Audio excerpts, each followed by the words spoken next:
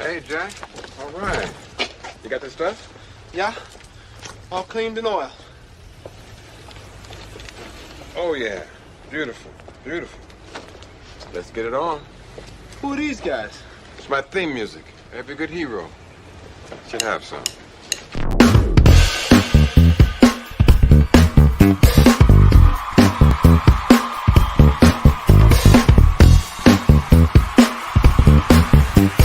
Live from Springfield, Missouri, the one, the only, He's But Green.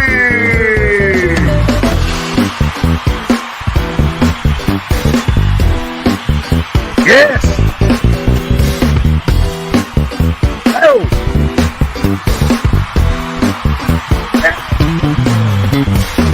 Get it.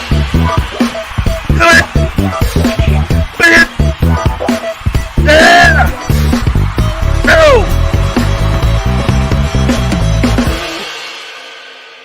Excuse me. Can I get a cup of coffee? Black? Can't you see we talking? White? Good morning, everybody. Welcome to another happy Thursday morning. It's morning coffee with me, Keith. It is been kind of rainy around here. Hopefully it's nice where all of you are.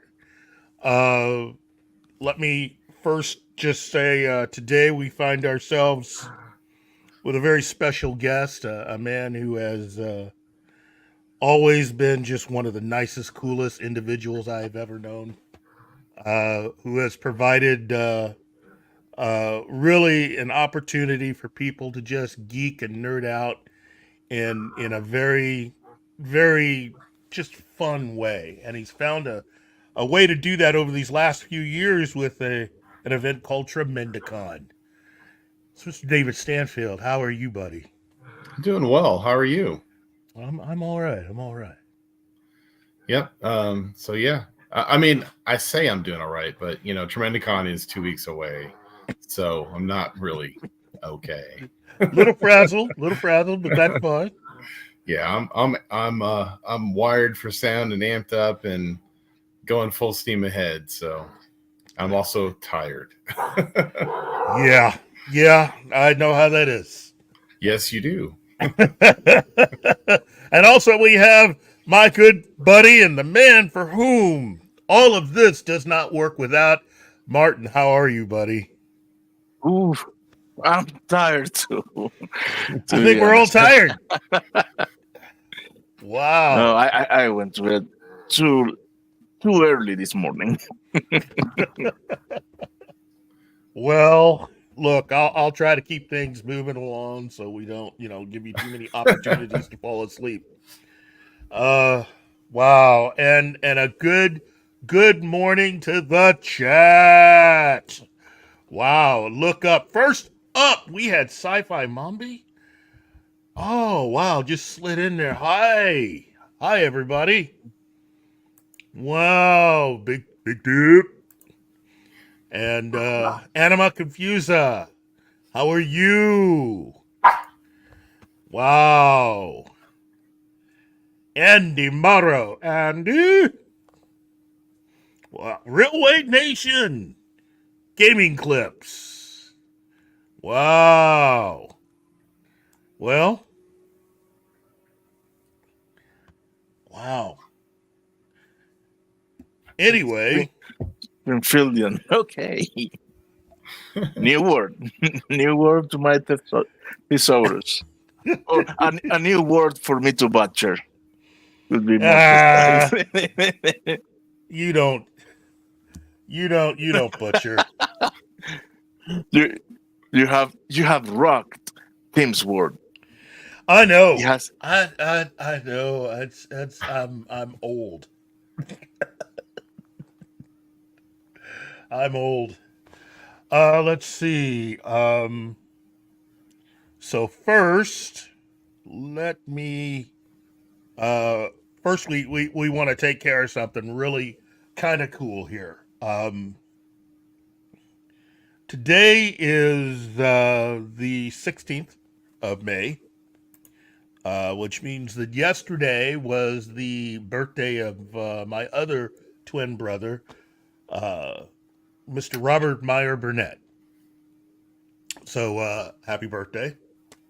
That means that today is Jon Schnepp's birthday, as Wolverine 626 has already jumped ahead. King of the Sweaties. He was a guy who was pretty much, to me, the ultimate nerd and geek. And unfortunately, while I missed out on my opportunity to actually get a chance to meet him, what he has done and the things that he was able to do while he was still with us resonate for a lot of us that actually do this. So happy birthday, John. Missing you. Let's see. Sci-Fi Mombi doing pretty good for getting rattled out of bed for weather. And yes, it has been steady off and on. But you know, it's weather. It's meant to change because you live in Missouri. But let's just jump right into the news right now. Gonna get into a little bit of news for a moment. So we're gonna start off with a story by Ryan Britt for Esquire. Basically, the Three-Body Problem season 2 is official. The biggest sci-fi epic of the 21st century has finally hit Netflix. And if you think the contemporary setting of Three-Body Problem makes the show feel very down to earth, don't be fooled. By the end of these novels, humanity ends up billions of years in the future and in a totally different dimensions. What starts as a tactile terrestrial story will eventually blossom into something far more sprawling. So, man, we are headed into this. Now, I know several people that started out watching the show. Quite a few people have finished, and I have a confession. I have not finished the complete series myself. I will say this, it is big. And it seems to be one of those shows that you either like or you don't. Now, David, have you had a chance to watch The Three-Body Problem on Netflix? I did. I started watching it. I haven't read the books. I kind of spoilered a little bit for myself because I didn't know if it was something I wanted to get into. Mm-hmm. So what I can say of what I've experienced already, and I think maybe there'll be some people that understand this, but this is hardcore nouveau science fiction. It is a very cerebral science fiction, and it's also it's hardcore sci-fi. Like it's dealing with like problems that Kirk and Spock could never deal with, or if they did, they'd wrap it up in an episode, Hey, you already opened the door. You've already opened the door, which means that just the opening credits are better written than all of Kurtzman Trek. So, we've been having this conversation off and on for many years, and Star Trek is, I guess, what it is now. You can't get them out of there. So, actually, that will depend on who buys it. There are already plans in place. Certain people have already made it known that if they get a hold of it, they are firing Kurtzman and J.J. Abrams. So who would they put in place? That's the bigger question. Yes, we all want to get rid of them because and they have had their shining moments, but also I think that they've kind of gotten away from Roddenberry's true intention. But who would they put in there and why? There's a lot of different people that you could put in there.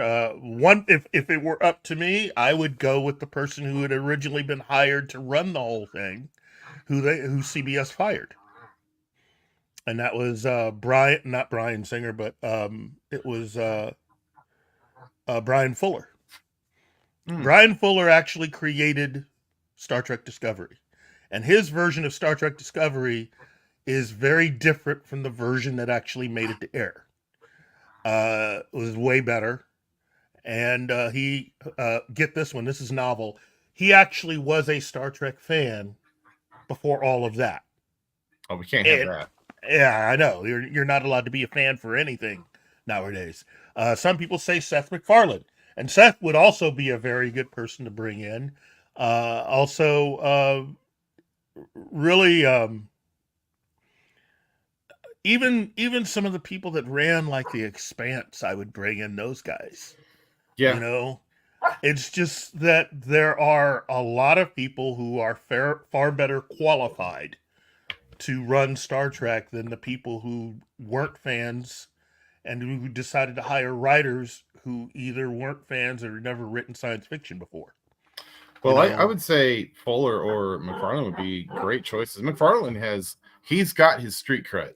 Oh yeah. I mean, yeah. I mean, the Orville was fantastic. And we might be seeing more of it just every 5 years, and I don't know if that's either a Seth thing or if that's a Disney thing. But I look at it this way. Disney's throwing all this money at the new Doctor Who, and they can't put together more Orville except after 5 years. That's a little bit of, Terry Matalas would be good. Terry Matalas would be good. He's definitely on the list. Him and J. Michael Straczynski, I would have also on that list. Yeah. But again, look at all the names we've come up with, and every single person who we've named either grew up a Star Trek fan or worked on Star Trek prior to all of that. So, Orville, maybe Sci-Fi Mombi, but here's the thing: it's still owned by Disney. Disney's not going to sell a lot of that stuff, so they're gonna keep it. They're gonna hold right on to it. So the problem, I don't understand this. Maybe somebody can explain it to me, either in chat or maybe Keith has read a secret document somewhere. But how is it that Disney can justifiably keep going? They are a publicly traded company, and they are losing their butt on everything that they've bought. The fans just are not responding well to what it is that they're producing. And I don't like the fact that they blame the fans for that. These fans that are responding like that, they're hardcore fans. They're like me. Mm-hmm. Like, I grew up watching Star Wars. I grew up reading Marvel comics. I grew up watching Doctor Who, believe it or not. So how is it that they're not? They need to be catering and writing for shows that appeal to us, the true fans, and the others will come along. And I know your theory on it, Keith, and I agree. Yeah. I think it's right, but I just don't understand how they can justify to their shareholders, oh yeah, well we bought this property for $4 billion, but we've only made $1.2 billion. And well, I don't know. I guess, I don't understand. It's all part of the process now. And unfortunately, Disney aren't the only ones that do this. It seems to be the new thing to blame fans for the failure of the people that make the product. It's the same thing that they're currently experiencing with Doctor Who right now. You give a lot of press interviews, you insult the fans, you tell a majority of them if they don't like what you're doing, they can just go touch grass. And then you put the show out and barely anybody watches. Yeah. Yeah. What do you think's going to happen? Well, I know, because I don't know what the logic is. It's not good logic. I don't know if is it, I don't care about the topics that they cover. Yeah. Yeah. Those are hot topics. And, and Roddenberry did that back with Star Trek. Mm-hmm. He wrote about stuff, but he wrote for the time very good. The writing was good. The shows were good, but now it's like the writing quality has gone down. And I've looked into it, and I think that some of it's just because they're new writers. They don't know anything about the product that they're actually. Sorry, here's my dog. That's all right. They don't know anything about the Oh. product that they're writing about. Mm-hmm. Now, I run Tremendicon, which is all about promoting people in writing and all that stuff. Mm-hmm. So I would never say, "Oh, your writing sucks." No. I feel like the writing is just it's not appropriate for what they're doing. Yeah. It's not appropriate to entertain. And there should be somebody that's there to help that along. Get new writers. That's how you get new ideas. Well, but the mentality is the same as, look, I have known way too many younger people who have the mentality that if you're working a job and you don't like it, you should quit and go find another one. And they literally, some of them have literally done that, where they will quit their job and then attempt to find another one. Most people would try to find that other job, then quit and go to the other job. But the mentality is I don't like this and I'm done with it type mentality. And so you're never really thinking about what your next step is going to be, or even making sure that you have a next step to go to. You just react right then and there. And that is the current Hollywood. There is no thinking about what comes next. You want to be very defensive about what you're doing. So you'll call out everybody, even people who haven't done anything to you. You'll just call them all out en masse. And then you reveal your product, and then you can't understand why it's not very popular. Well, that's a polarizing way of doing things. Yeah, it is. Also, it's very polarizing. I feel like that was another life lesson with Keith. Oops. I mean, don't quit your job unless you find another job. That's what my dad always told me. I have run into way too many people that have done that. Yes. And that is not the smartest way to go. My dad also told me, just because you got lucky doesn't mean what you did was right. So. Smart man. Wolverine626 says, as far as modern Star Trek writers, they haven't read a book in their life. They just use the Joss Whedon Buffy template. You're not wrong. There's way too many younger writers that think that they, all of them are all Buffy fans, but they don't understand what it took for Joss Whedon and his writers to write that. Number one being that Joss Whedon actually was a comic book fan, and he was taking a lot of what he was doing from comics. He was mixing and matching genres. And the main template that he used for Buffy was the early run of Spider-Man. And so he used Peter Parker in his initial incarnation of the character, its first 2 years of his run. He was using that as the base template for telling the story about this former cheerleader who fights vampires. Yeah. And that's it. And I mean, if you watch the movie's entertaining, but holy cow, the show is so much better. That's because it's the two. When Joss got the movie made, he also had to learn a very hard lesson about dealing with studios and dealing with people who actually know their way around how everything works in dealing with studios. And in this case, the director and her husband, who was the producers, got Joss in on a contract where they basically rode roughshod over his original idea. They changed things, and so there were a lot of things changed or taken out of his hands to make that movie. So when Joss was able to get the rights to do the television series, the first lesson he had to learn is, oh yeah, these two people that ruin your movie, they've also attached themselves to the rights of your property, which means you can't do anything with it unless you get their okay. So they are signed on and have their logo at the end of every episode, even though they had nothing to do with the show at all. They got paid all those years for doing absolutely nothing.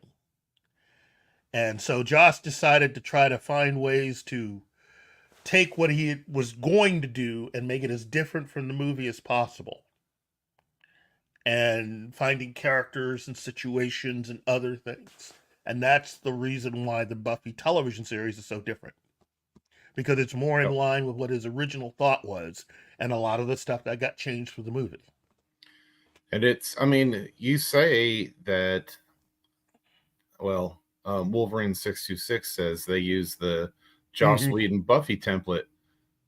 They broke that template a long time ago. It's like making a copy of a copy. You know, you keep doing that, eventually it just looks like it's poor quality. I'll just say that. I'll be nice. Poor quality. Yeah. You know, and another thing about when they wrote Buffy and they wrote Angel, because I watched all of that. I did. Yeah. I watched every episode of Buffy and every episode of Angel, and I didn't feel bad about it at all. And there were episodes that I didn't like. There were directions the show went in that I didn't like.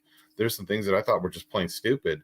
But you know what I never got? I never got Joss Whedon telling me, well, then go touch grass. You know, it's like, okay, well, you don't like it, so I try have this a plan. Next episode out. Yeah, and not only that, but he had a plan too for his shows. Yes. You know, and I don't think that a lot of the modern day stuff has a real plan outside of maybe a couple episode arc, and it's, you know, and it's just, it makes me sad. It makes me sad, the state of the genre. They just announced Rings of Power season 2, and I'm just like, I can't do it. I want to, but I can't. You know what? In situations like that, all you can do is just shake your head and just go on, because eventually, you know, they'll figure it out. I mean, not until after they've already done damage to, you know, the IP, but they will figure it out, and anything is fixable. I mean, that's the one thing I've learned from some writers friends of mine. Really, what you see of a particular IP depends, in the world of comics, depends on who you got writing and drawing it. And that can change almost like that. So whether you're talking Star Wars, Star Trek, whether you're talking even Doctor Who, that can change. There is nothing that has been done that cannot be changed. Right. You know. So, well, and again, and I want to preface everything that I say. Yeah. These are just my personal opinions on it. Yeah. If you like it, if you like the new Doctor Who, man, watch the heck out of it. That's Support right. it. Yes. Because Doctor Who deserves to live on, even if the incarnation's not for me right now. And I'm not saying that it isn't. A lot of people didn't like Jodie Whittaker. And it's like, no, I love Jodie Whittaker. I've seen her in other stuff. She's amazing. She's an amazing actor. She did a good job, but the writing was subpar. And I didn't understand why they did that to her, specifically to her, because a lot of people stopped watching it and they're like, Jodie Whittaker's Doctor Who is horrible. It's like, no, she's not. She's actually doing her version of the Doctor, and it's pretty good. And it's very interesting. But the writing is just not there to support that. You know, but again, I watched the entire run of Jodie Whittaker. So I did. And there were some really good moments in there too. You have to kind of watch for the good stuff. You know, if you're just done with it, just be done with it. Yeah. You know, you don't have to be mad about it. You don't have to, you know, you got to remember, some properties change to appeal to a younger crowd because we dying off, you know. Well, and that's the thing, but that's the other part of the equation. You know, you're dealing with properties that are used to also selling a lot of merchandise, and when you tick off half your fan base, you have to understand your merchandise sales then suffer. Yeah. You know, we've seen it with Star Wars. We've really seen it with Star Trek. I know that there are people out there that like the current version of Star Trek, but you know what? Half those people that you told to kick rocks aren't buying the merchandise, which means you have no merchandise at all. Yep. And so those of you who want to support this new stuff, new directions, you have to make up for all of what you're losing, because you're losing people not only as viewers, but as customers to buy the merchandise. So if you see something, my advice to every single one of you Doctor Who fans or even Star Wars fans is buy 2 of everything you find and help out the people making this stuff, because if you don't, then eventually you're just going to force the people that own the rights to that said thing to have to consider making some changes. And that's what's happening, basically. You know, it could be that we face a situation where, and we are seeing this actually. Didn't Bob Iger just announce that he's going to reduce the amount of Marvel content that they're putting out? They're reducing, but they're not learning the lessons of the reduction. But they're still moving they're forward still reducing with it. Yeah, but and that could lead to no more content. Yes, that could lead to that because of the amount of money that's being spent, because of the wasteful way that they're making. Look, we are way out in the weeds here, so let me try to bring this back a little bit. Wait. Before that, my opinion on Disney's reduction, man. Here's the strategy that they are going to implement. They are going to keep making the same crap, but in less numbers. That's the thing that I'm going to see. I guarantee you that they are not going to correct course. They are only turn out less. Yep, you're probably right.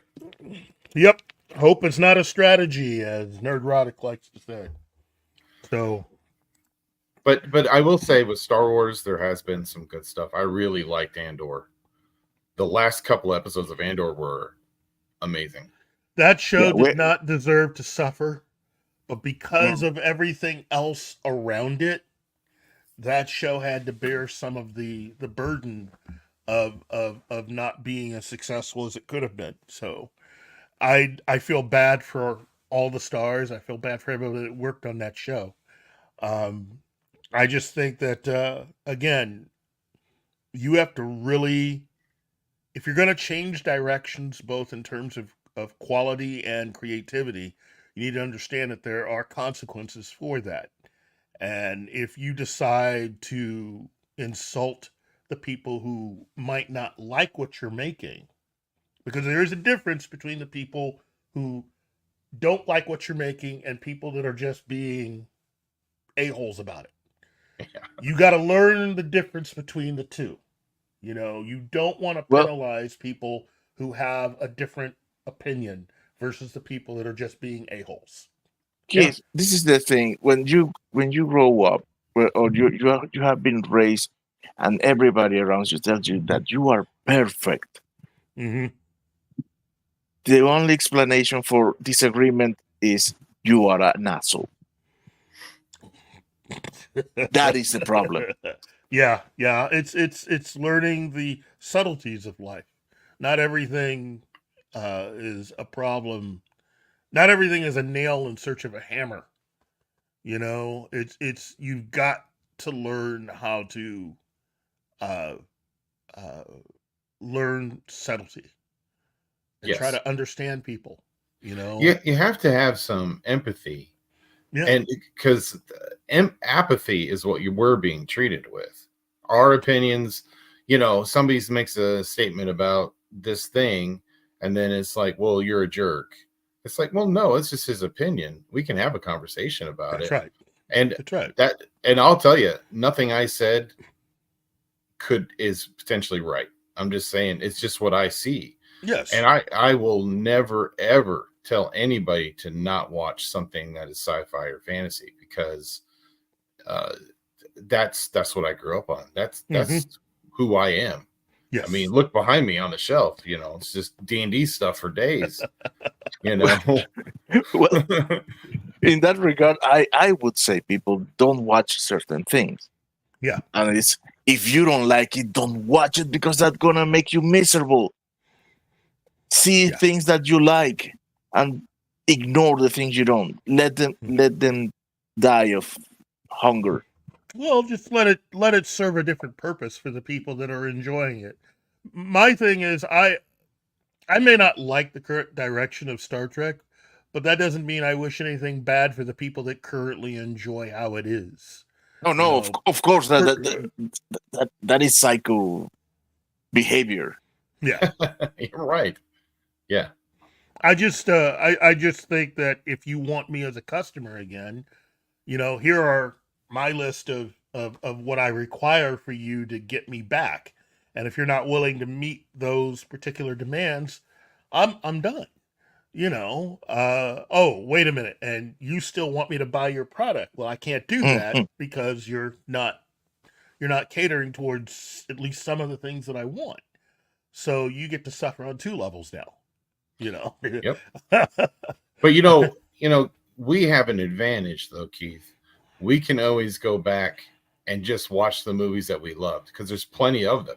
Yes. And I have a whole bookshelf full of books that are great that I would love to reread. Mm-hmm. Yeah, I think maybe people need to start turning back to literature a little bit more, and then start pushing to have some of those properties made. There's so many intellectual properties. Horror, you got Brian Lumley's The Necroscope series. Cosmic horror, you have the Psycho Mech from Brian Lumley as well. Brian Lumley's stuff should all be made into movies. It will freak you out, but also his book, his stuff is really good and thought out really well. Fred Saberhagen, the Berserker stories, or the Books of Swords and the Books of Lost Swords. Oh. What a great fantasy story that would make. Or just do Empire of the East, which is set like 1,000 years before that. There's so many books out there that these properties could be made, and they would be so amazing. Heck, even let's just throw it back to our good friend Cullen Bunn. Why hasn't Harrow County been made into a TV series? I agree. Or The Sixth Gun, or The Damned, or let's just keep going. You know what I'm saying? There's a lot out there that could be done. Yeah. So comics, books. If you have a problem with what's coming out on TV, go read a book. Yeah.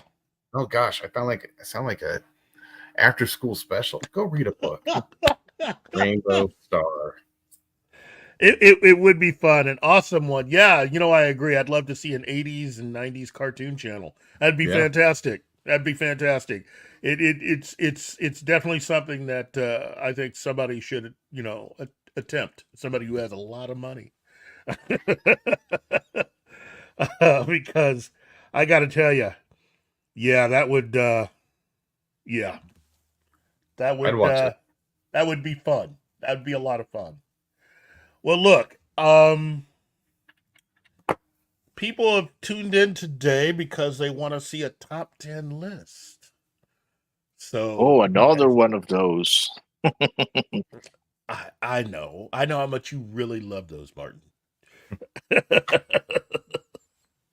So, I think today we will start with, hey, Cam. Hey, how are you? Let's see. I think today we're going to begin our top 10 list of the top 10 mentors / teachers in geek, nerd, pop culture entertainment. And I got to say, I have always had an admiration for educators, teachers, and mentors. I've had a share that have helped to guide me in my life. And so a lot of my favorite films have a lot of those types of characters in it that are very prominent within the plots. But I just thought, wouldn't it be nice just to do a countdown with just those particular characters? That if any of these were real people, that these would be the type of people that you probably wouldn't mind having as a mentor or a teacher to help you through your life. Which really just brings me to number 10. Now, for my money, this particular character is, from the moment they arrived on screen, the first time I saw them, it was just it was always great to see that character and how they fit within the plot. And I picked at number 10, it's Shepard Daryl Book, played by Ron Glass from the television series Firefly. That character had mystery, but he was very wise. And he was unlike a lot of other mentor characters that were written for television at that time and since. When you watch the movie Serenity, you kind of get that feeling that there was definitely a lot more to that character. And I've read various things about what they were planning to do had the series gone on. We would have learned a lot more about Shepard Book. What do you guys think? I think that's a great choice. Definitely should be on there. And I felt like the dynamic of how he was written, he wasn't a very traditional mentor, and he was certainly not asked to be the mentor. There was a lot of tension between him and Mal. Yeah. But in the long run, a mentor always wants to make their student better, and I think that he did that. Very, very. But the story arc, it was very traditional. Yeah. Yeah. It was. Yeah, that's a good call out. That's a great call out. Martin? Yeah. I mean,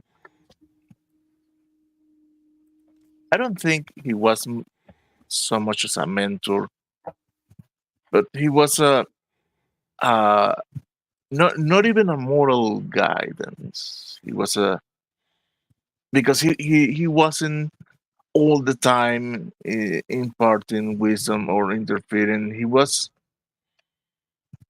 if he saw something that was out of his moral compass, he would talk about it. Mm-hmm. And yes, rarely Mal listened to him. Well, yeah. They were butting heads. Yes, he butted heads with a lot of people. I think he finally became receptive of Shepard when Shepard died. Spoilers. Spoilers for a movie that's 15 years old, at least 15 something like that. Old. I know, but so, everybody that knows me knows that I constantly just try to make it so that I always just sort of assume that the people that I'm talking to are the person that haven't seen it. So I'm always trying to get this like, have I got a show for you?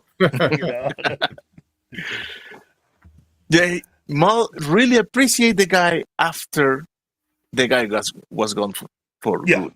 Yeah. Mm-hmm. And that precise event is what makes the inflection point of Mal in the movie. Yes, cool. is when Booker died is when he said, "Fuck it, I'm gonna fight." Right. I kind of had this in those last moments. I really felt like it was more of Mal feeling like he lost his parent. Kind of had that feeling, which is, it was never like said, it wasn't, but it had that kind of tone to it. And I really was like, this is horrible. I'm sad, but also perfect in the way this is working. Yeah. Story. Well, then let me surprise you with the next choice at number 9. It's Xena, as played by Lucy Lawless. The full scope of what was going on really hits you when you get to the final episode. And you realize that Xena has been teaching Gabrielle how to live a life, granted that Xena's existence wasn't exactly all as a good person initially, but she'd spent the latter half of her life trying to make up for a lot of that stuff, and at the same time teach Gabrielle certain life lessons. I thought that Lucy did a fantastic job, and that really the entire production was just, it's one of my favorites. What do you think, David? I mean, I agree with you.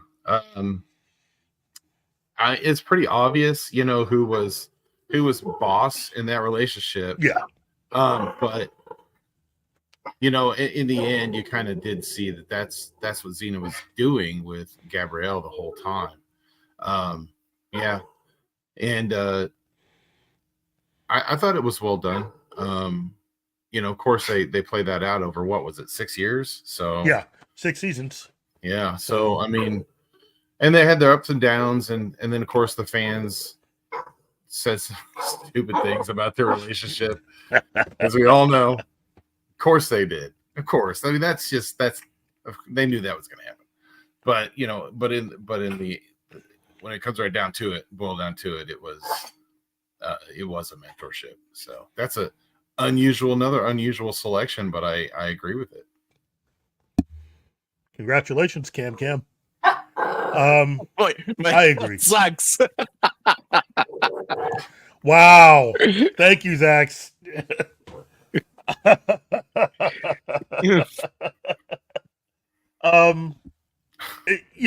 Again, I really did like that show. I liked the Hercules series also, but I think Xena had something special, and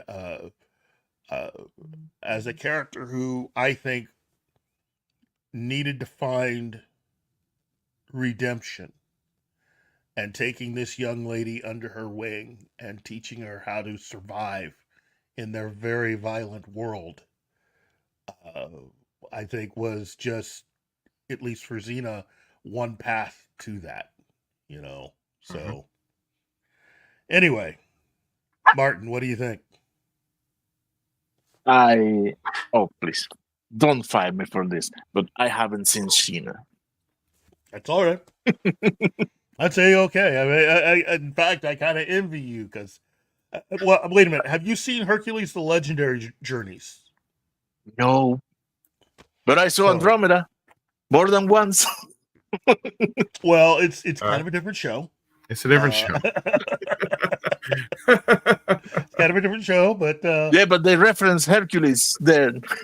Yes. Yeah, a little self-service, but yes. Well, again, it's from Sam Raimi and the guys at Renaissance, and I really enjoyed what they were doing with all those shows. Okay, so we have now made it to number 8, and I chose for number 8 Emmett Lathrop Brown, PhD, as portrayed by Christopher Lloyd in the movie Back to the Future. Oh wow, that character! It's all Christopher Lloyd, and for me, Doc Brown was. I think he would have made an interesting teacher in a school. I'm not saying he would have been the best, but he would have been interesting. He may blow 1 or 2 laps. There's that. But I would find him. I would probably hire him before I hired Walter White. Let's put it that way. Oh. And let me just say, Walter White also was an honorable mention for the list. So, really? Well, again, you may not like how the story ended, but if you really think about it, what did he do for Jesse? Seriously, he's a former student, and he put Jesse in constant danger. Yes, he let did. his girlfriend die. But he's no mentor. That's a motherfucker. Pardon my French. Well, here's how I explain it. this is Jesse didn't know very much. In fact, at the rate he was going, his life would have been over a long time ago. But what I'm talking about is the subtleties of their relationship. There's a scene where Jesse breaks away from Walter and he goes to work for the Poco Loco guy in a lab, right? And it harkens back to when Walter first started with Jesse. And if you remember, Jesse knew how to make things, but he wasn't very good at it. So it was Walter basically taking Jesse back to school, and he taught him how to make all this stuff. Well, in that scene that I'm talking about, he's got all these guys in white lab coats, and he's telling them how to do it. And he's cussing them out because they're not doing it right. You know, everything he says in that scene to those guys is pretty much almost word for word what Walter said to him in the pilot episode. And you see that while it seems like Jesse's been the same person, in fact, he's growing. He's understanding. And remember, he's now learned just in a few years more than he ever got out of Walter White's science class when he was in high school. You know, your life isn't over. It's not going to head a particular direction if you don't want it to go that way. You can still learn. There's still time to understand and learn things and move yourself forward. We may not like the direction that both their lives were headed, but that's a teacher. And in a way, a mentor. It may not be a positive mentor, but it's still that. You know, it's not always about sunshine and rainbows. Some things you learn, you know, the hard way, like Leon, the professional. You know, you save a little girl's life. You make that profession seem kind of glamorous, when in actuality, this is a guy that kills for a living.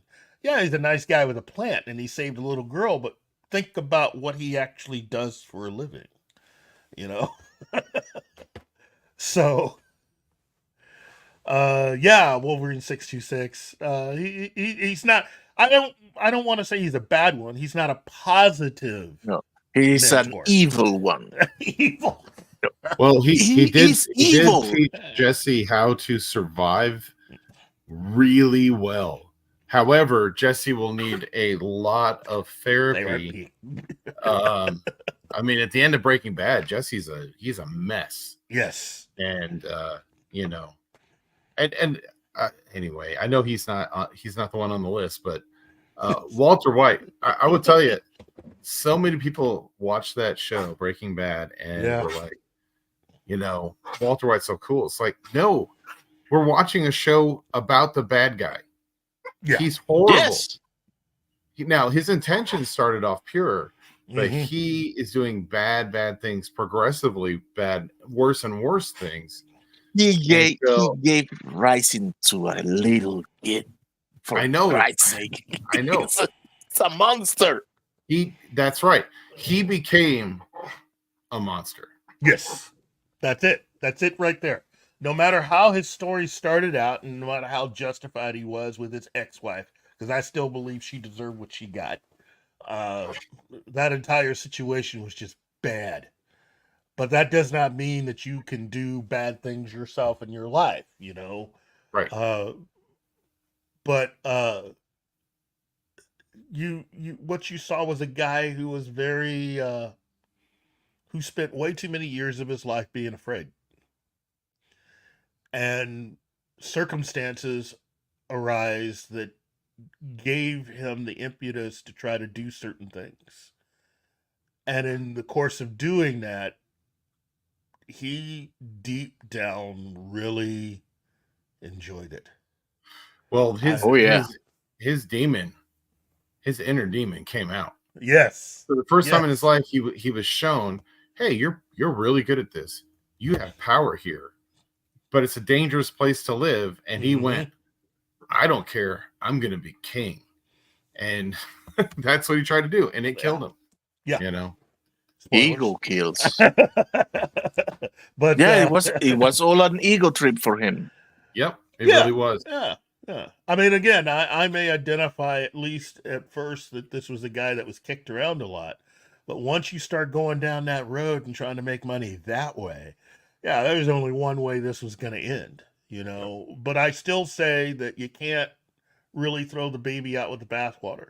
Jesse did learn something. This is a kid that was completely messed up when you first met him. And one of the rules that Walter had taught him is that you don't do the product. You know, he helped Jesse, whether directly or indirectly, and again, he had his own reasons for doing it. He helped to get Jesse off of what he was, because the road he was on, he was either going to wind up in jail or dead. Oh yeah, probably for sure. way sooner than he would have. You know, at least with Walter White, he taught him how to hone his skills, how to use his brain and get smart. If you're going to do this, you're going to need that. You know, you can't just be a loser that functions mainly on luck and bad product. Yep. So, but again, also, Dr. Brown.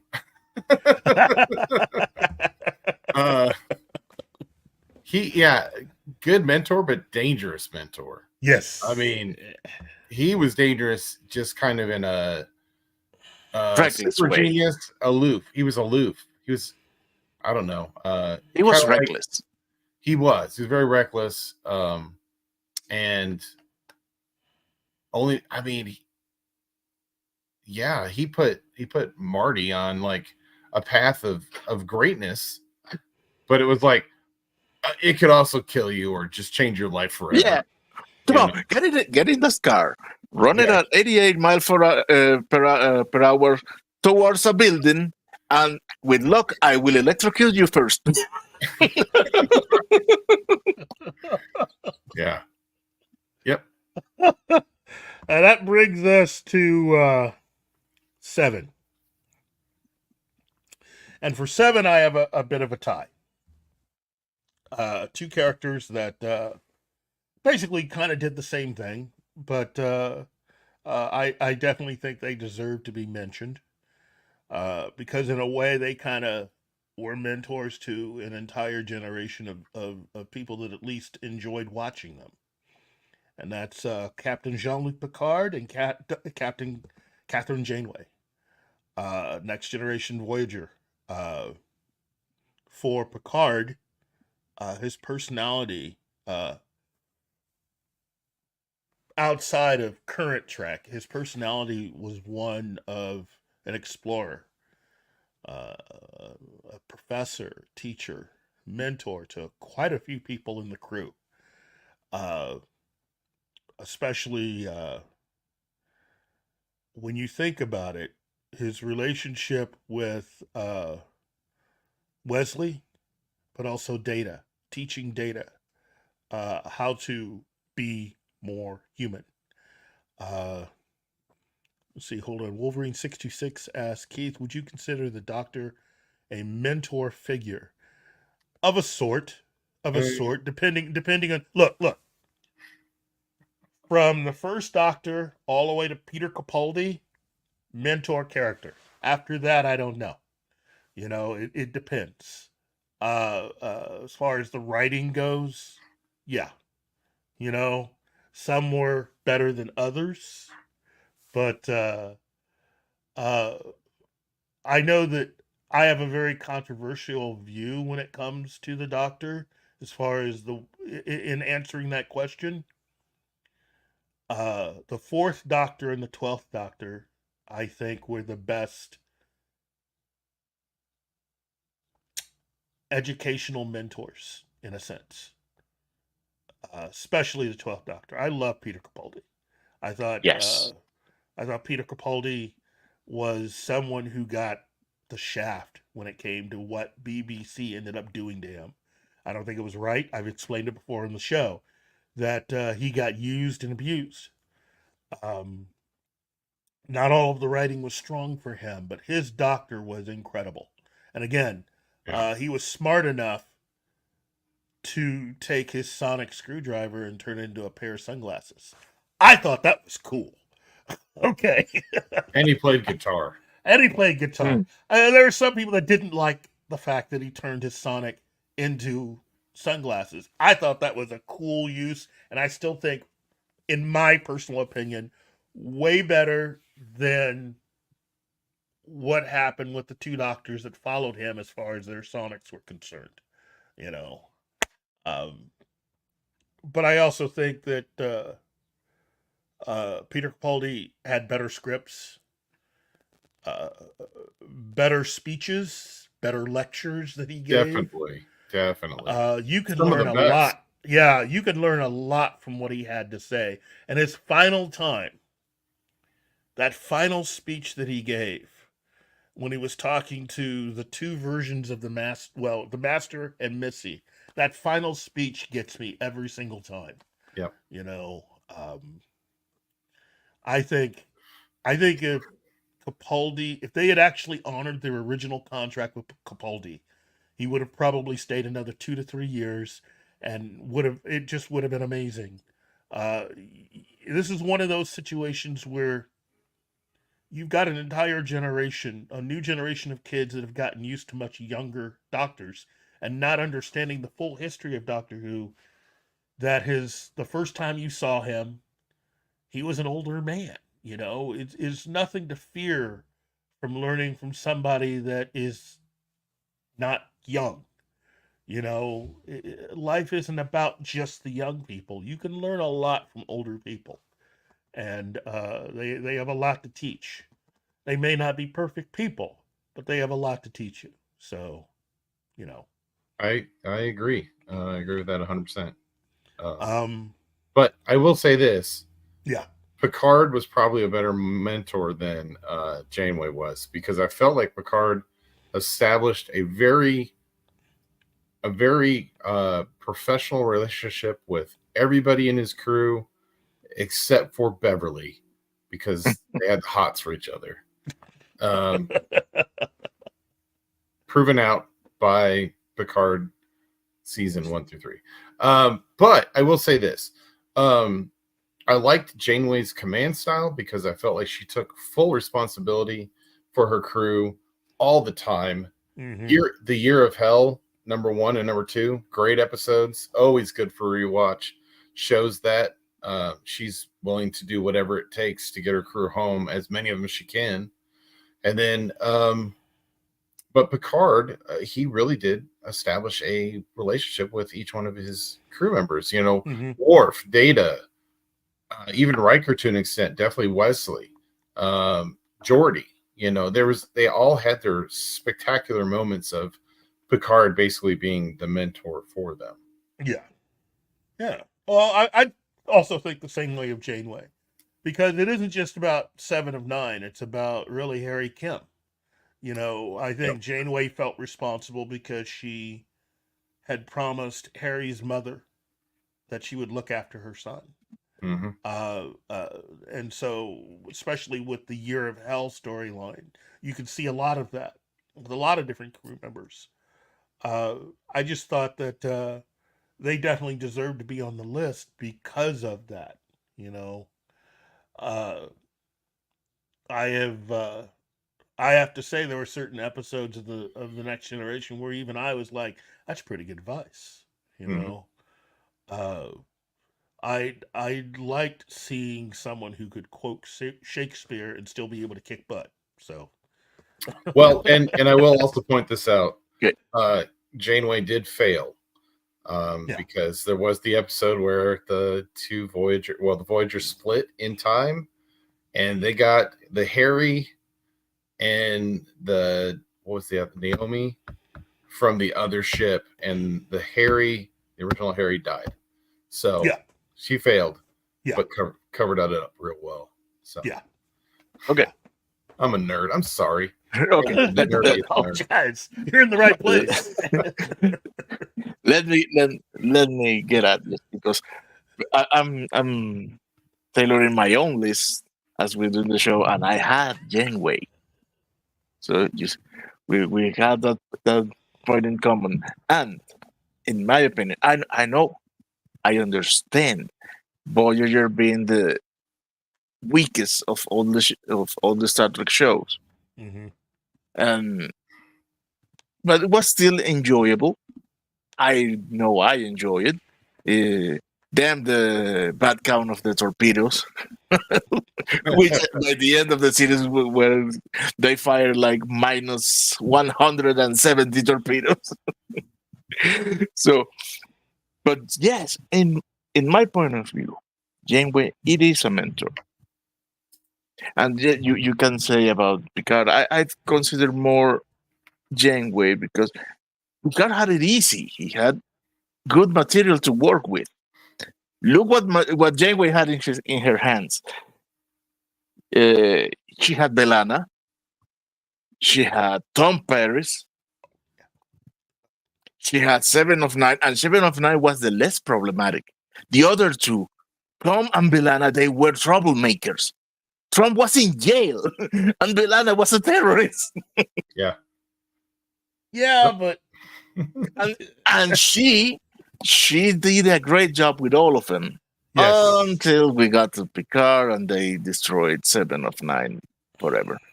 Yeah. Yeah. Well, yeah. I could. Yeah.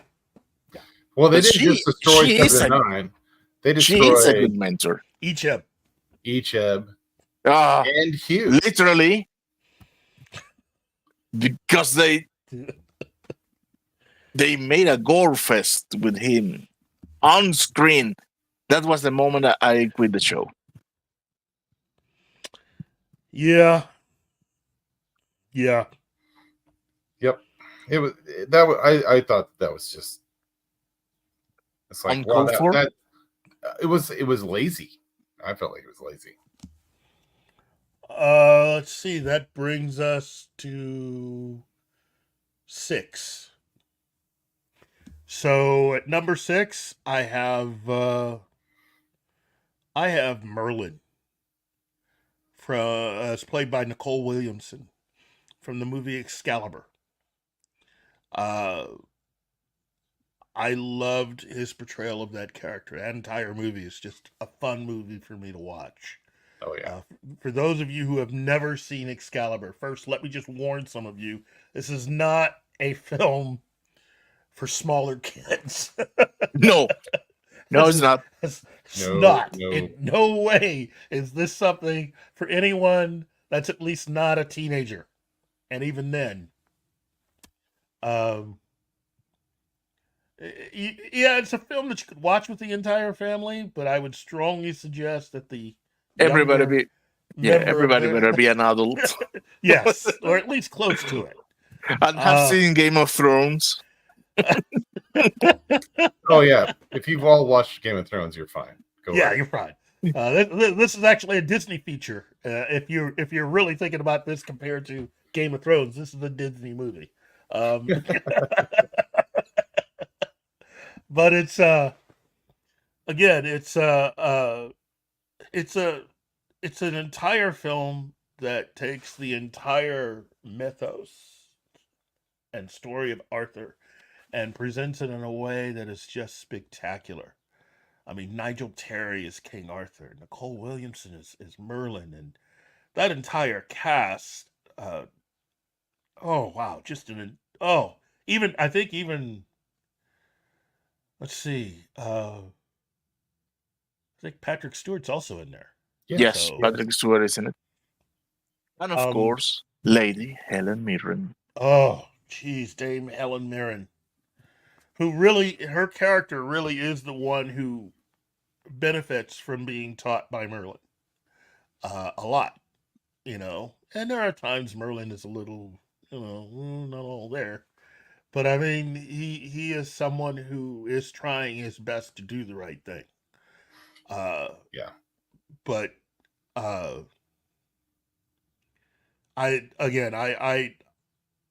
I've always enjoyed his performance. I've enjoyed all the performances. But that's a really good character in a film that I think if you do not own that, do yourself a favor, go out, buy it, get it, especially in 4K, and enjoy it.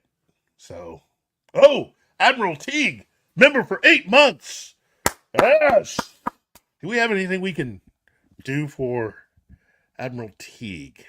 Let me see. Oh, I need it. I think this would be the most. Thank you for your cooperation. Good night.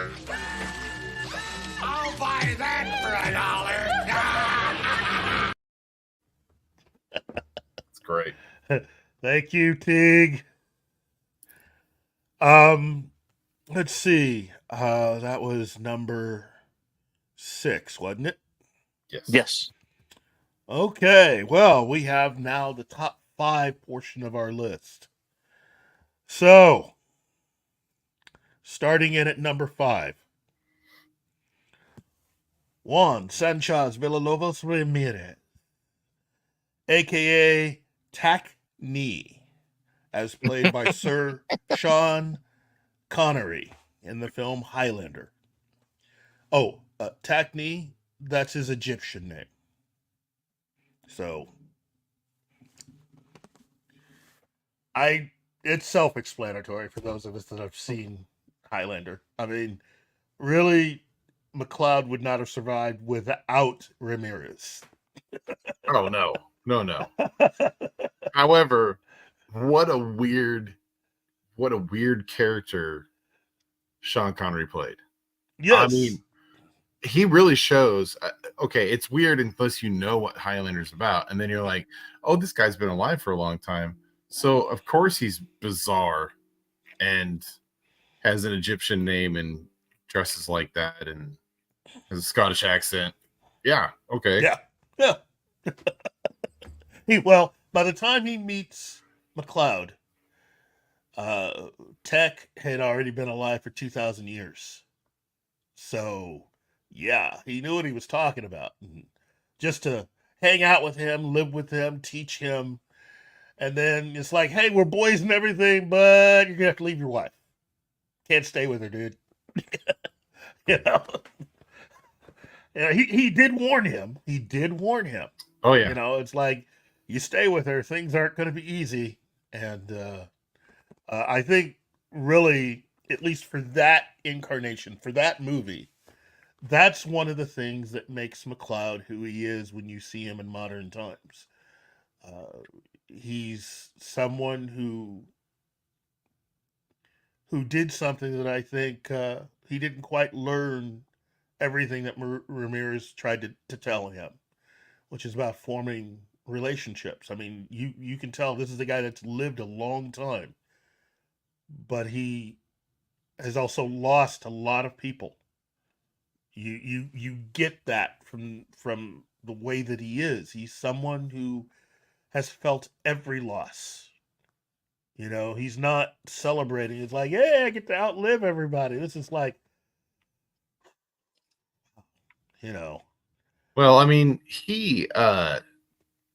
so Sean Connery's character did try to tell him all these things. Yes. But he didn't. I mean, he literally actively chose not to do certain things that he was told, and he suffered because of it greatly. Yeah. And I mean, Ramirez's ghost should just be like, I told you, you keep doing it, you know. But Ramirez did have, 2,000 years on him. So yes. You get 2,000-year-old Highlander, McLeod, and it might be a different story. It might be a very different story. But I will say this, because I've seen this happen. You get to the port where he stays with Heather. He decided to stay with her. And ladies like that part of the story. That part of it gets them. The fact that he stayed. He could have left her. He stayed with her until she passed. And that's love, dude. That is love, but it's hard. It is hard because here you are, you know you're not going to get any older, and you can't have kids. And you know that no matter how much you want to, your lives will never really just stick. You know, you're always going to outlive whoever you're with. And if you stay with them, you have to watch them leave you day Well, by day. And if you look at it in the Highlander movie, the first one, what's the prize? It is you now can die and you can have kids. And read minds. Yeah, and read minds. Yes. Spoilers. All spoilers. Yeah. Come on, the movie's like 400 years old if you haven't watched it. Oh, ouch. Ouch. I saw it in the theaters. That's right. Listen here, you little shit. Stay out of my trash. But I found it kind of funny how like the majority of the prize is just normalcy. Mm-hmm. You get to be normal and then read minds. Okay. Which never really factored in, really wasn't talked about a lot. And then you get to the movies, the other movies, and then I tried not to think about those. Yeah. What do you think, Martin? If you forget the past, you're doomed to repeat it. So never forget them. What I think, of course, Ramirez was the other one on my list, and you know that because that was the only one that I shared with you before the show. Mm-hmm. Oh, so Ramirez all the way. Okay. And in fact, Connor only didn't listen concerning to Heather. Was the only point he never listened. Yeah. Well, I think you could definitely tell that he probably made that mistake several times because of his relationship with, I mean, not so much getting married, but I mean with other people, having and raising Rachel. It's another thing. Rachel is his daughter. Yeah, but I mean that's the thing. It's knowing that even when you do something like that, you're gonna outlive them, and that is the worst thing for any parent. That is the worst thing, is to outlive your children. Yeah, but remember, he feels responsible. He saved her as a little girl. He saved her life. Well, yeah. I mean, she knows, and she had no one. True. But what I mean is, he is searching for connection, and he's doing what other people do, but there's a consequence, a price to pay at the end of all that. That no matter how he may try to simulate a normal life, every person in his life, no matter how he feels about them, just assuming that everybody he's ever met that he's hung out with are just the best of friends, he's going to outlive every single one of these people. Right. And and that the doom of eternal life kind of thing, that's reflected very well in Doctor Who during the Christmas special that Tennant was in during his last season. When he's talking to the other guy that thought he was the Doctor, and he's asking, where's your companion? And he's like, I don't have one. And he's like, why not? He's like, well, he's like, in the end, they all break my heart because they leave or they die. That, think about it like that. I mean, if you've been alive for 400 years and you've been making relationships the whole time, yeah, you've gotten your heart broke on a very permanent, that's permanent break. It's not like, oh, they're out living their life somewhere else, we just don't hang out anymore.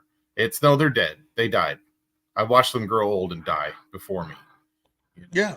And it was really weird. I have another perspective about that, but that is for another story. I respect that, dude. So let's see, we're down to number 4. So look, I gotta say, when choosing who to have on this list, this name just popped right up. And considering the earlier conversation that we had, this makes a lot of sense. So at number 4, Rupert Edmund Giles, as played by Anthony Stewart. Of course. There's no way you could do this without having him on the list. That character, his story arc, just fantastic. I love this show, and I myself have watched Buffy through many times. I would have loved to have seen. I would have loved if Joss Whedon had been able to make the Ripper series, because that sounds like, hey, Monkey, yes, you did work on Buffy. Everybody here on the show needs to know that Monkey Jeebus did work on Buffy the Vampire Slayer. So he's got stories. Among many other things. Oh, yeah. He has worked in a lot of things, man. Oh, yeah. But Giles as a character is just... what I like about Giles is that he's a guy with a particular duty, which is his job is to train the Slayer. And he inevitably becomes involved in her life and becomes her father figure. It's another thing about Buffy is it's not that her dad is dead. Her dad is still alive. He's just not in her life. He's a deadbeat. No, he's that also is something that is covered. He's not so much a deadbeat. He's just a guy. You know, when her parents got divorced, he's just a divorced guy. He doesn't spend a lot of time with his daughter because she lives with her mother. Yeah, but you know, there's this incredible new things called telephones. At least. He's busy killing vampires. She ain't got time to talk to Dad. Yeah, well, I think what makes Giles someone who definitely not only had to be on the list but ranking so high is the fact that it isn't just Buffy. I mean, he comes to really love all of his kids. You know, they're all technically his kids because I think he realized how much Buffy really needed her friends. And so he needed to take responsibility and at least helping to bring her friends up to speed in learning how to serve Buffy better. Yep. What do you think, David? I mean, I don't think he expected to get the whole Scooby Gang when he signed up or was assigned it. But I mean, he was actually, I feel like, luckier than Buffy was. He was a good watcher for her, but I don't think that she got as much out of the deal as, well, maybe she did. I don't know. It's hard to tell because sometimes it's real back and forth. Mm-hmm. He got a family and she got a father figure, but all the rest of them did too, because he was. Yeah. And that's we'll talk about some amazing writing. Just overall, if you haven't watched the Buffy the Vampire series, you're probably thinking, well, that sounds dumb to watch that. Wasn't that a show for like kids? No, it wasn't. There were some kid shows, some kid episodes, but the show overall is very powerful in its writing. And I'm talking, Whedon was perfect he knew his content. He would throw back the things and you would just get the feels all of a sudden because of that. Like, Anya's last moments. Threw back to an episode that was super emotional and super powerful. All of a sudden, it's like the weight of the impact of that just crashes down on you. There's moments like that all over the place with Buffy the Vampire Slayer. Well, it's like a good show. Just watch it. The entire episode, The Body. Oh, fuck me. Yeah. Shit. That episode is brutal. It's and also the storyline with Angel, where after getting his soul back and becoming evil, and the final moments between Buffy and Angel as she realizes that he's at the very end he's who he is, but she can't stop. She's got to basically send him to hell, and the realization that she, you know, he was no longer that evil person, but she had to send him there. And it's just like, you know, and that's just on that show. I mean, you know, you have Angel as a series, and that was also, I mean, geez, that is hard to talk about that. It is. Even now, that show's been off the air for a zillion years, and you think about it now, and there's just certain moments, you know, and sub moments in that show are super powerful, super emotional, and you also have to realize it's just Whedon was like saying, "This is just life, people. This isn't just a vampire didn't come in and do this. It just happened because this is life, and now everybody has to deal with it." Yeah, and that's, I don't know. It's good. It's a good show. I kind of want to go watch it again now. Yeah, but stop once more with feeling. Once you see that, stop the running. I liked that episode because of the callbacks to it. Yeah, I like that episode because it is the last happy one.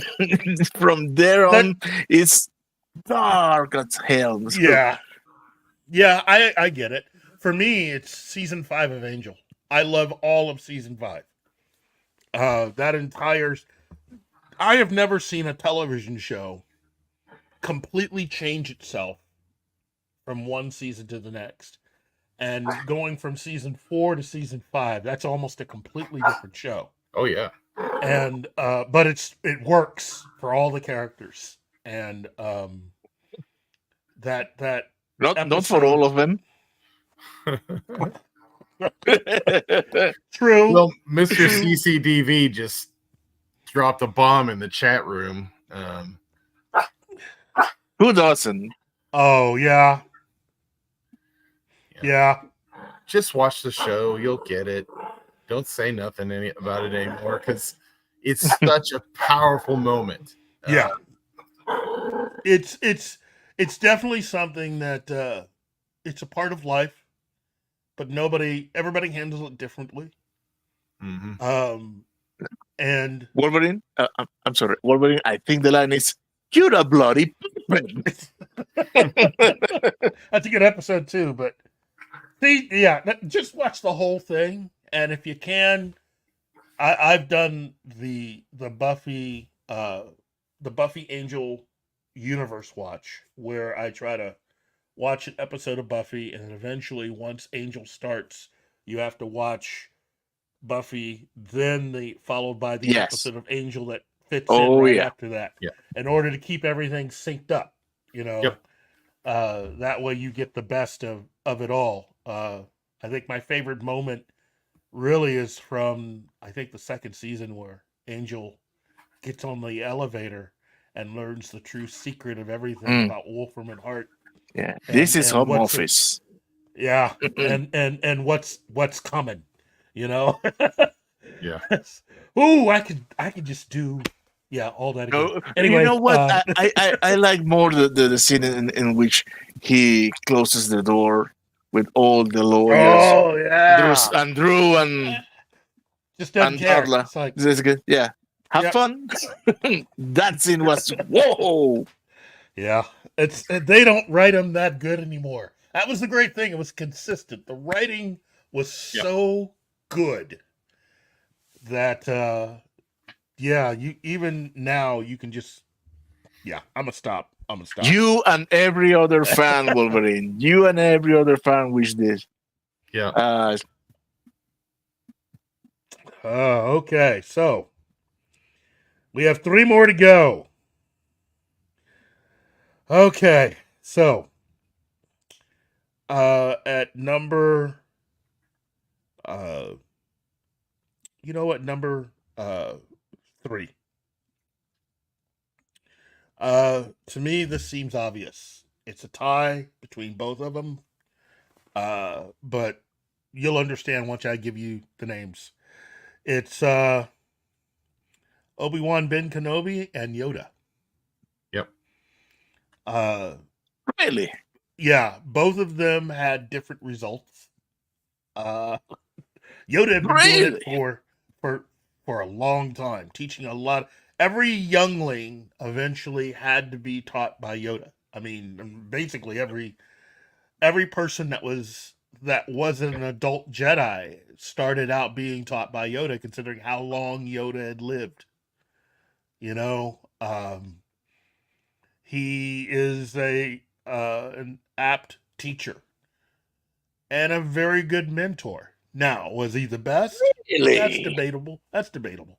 Dude, I have 52 now, and 51, and I've been watching the Star Wars since I had 4 years old, Mm-hmm. and man, I have become a little jaded. I love the franchise, but on my point of view of the characters, Yeah. and at this moment, I have to tell you, you are more forgiven than I am. No, Well, those two failed rotundly. They only had success with Luke, and it has more to do with who Luke is. Because Obi-Wan, as a mentor, he destroyed Anakin. Anakin became Vader because of Obi-Wan's failures. Yes, but that's the thing that makes the whole thing with Luke at least a little better. There was absolutely no way that Luke could have survived without Obi-Wan at first. Well, he needed someone to introduce him.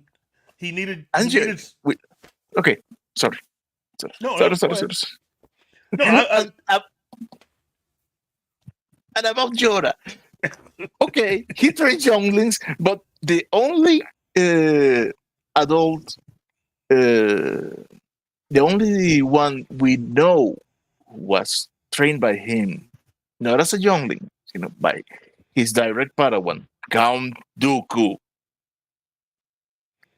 So the track record of Obi-Wan and Yoda is not that stellar. Their students tend not to listen to them and do the opposite that they say. I think I see where you're coming from, but the way I interpret this, the merit is on Luke, not on his teachers. In fact, Luke became greater when he started to study by himself. Yeah, well, I thought, given what this is about, and for the sheer number of people that Yoda taught, definitely deserved to be on the list. I thought both of them did, so that's my reasoning. I agree. Wait. I remember in the novelization of Return of the Jedi, when the first thing that Palpatine says to Luke is something in between the lines of, "Who could have trained you? Because all of Jedi's are dead." And it wasn't Obi-Wan. And he points to Vader and says, "Because we all know how Obi-Wan's students end up." He said that to his face and to Vader's face. Which is, doesn't make it too hard for Vader to have eventually went, "Whoa, really? I mean, seriously, we're gonna do this?" So yeah.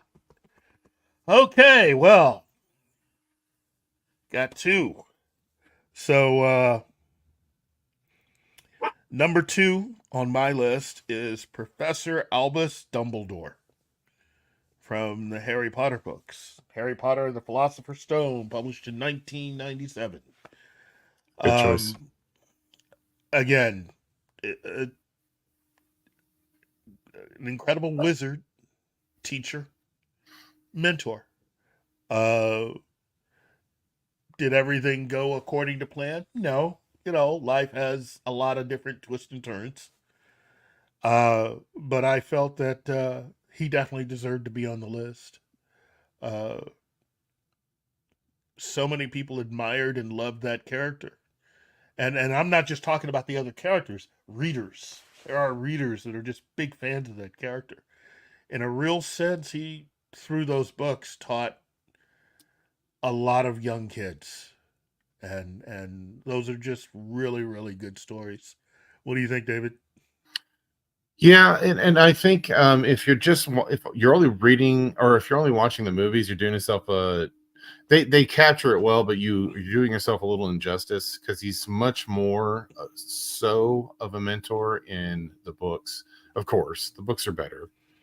We all know this, but the movies are pretty darn good too. Yeah.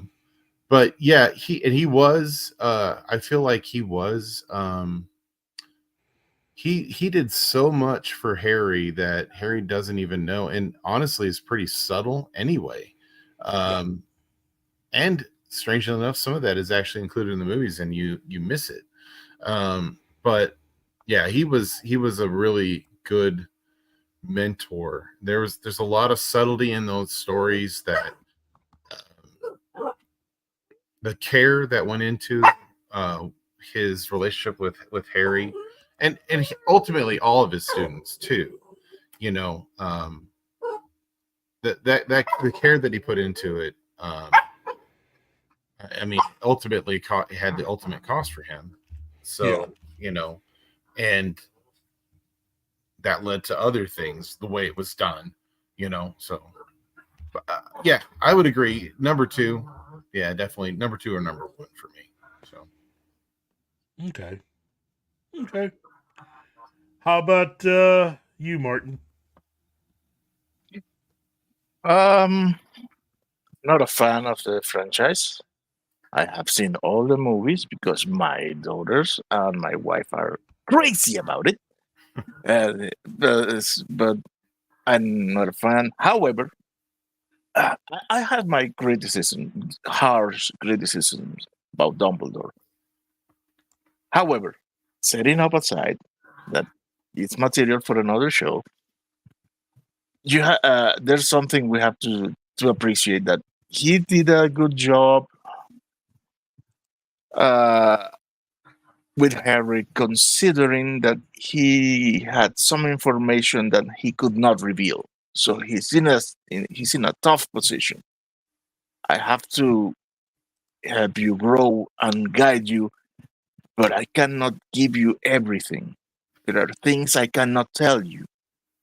So dealing with that situation is not easy.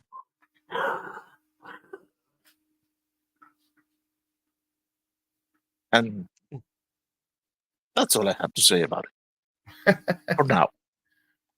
Well, he made some tough choices right from the get-go. Yes.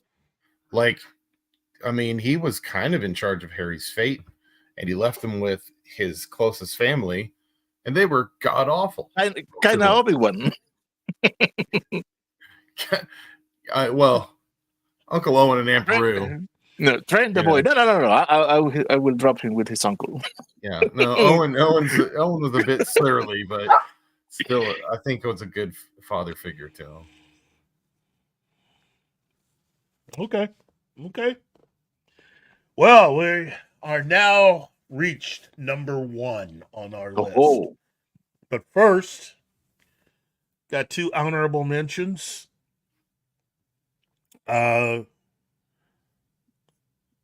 Actually, I'm sorry, got one honorable mention. It was Spock, as portrayed by Leonard Nimoy, from both Star Trek II: The Wrath of Khan, Captain Spock, and Star Trek VI: The Undiscovered Country.